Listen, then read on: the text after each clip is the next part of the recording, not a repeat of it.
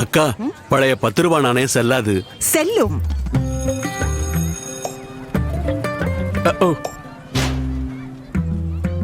பழைய 10 ரூபாய் நாணயமா? செல்லங்களா, இது இனி செல்லாது.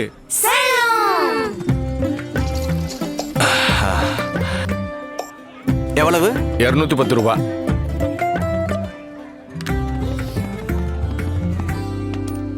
அண்ணே, இந்த பழைய 10 ரூபாய் நாணயம் இனி செல்லாது.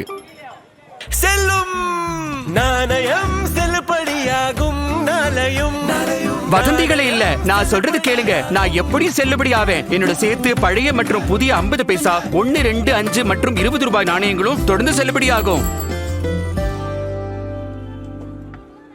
செல்லும் செல்லும் செல்லும் செல்லும். இது செல்லுபடியாகும்.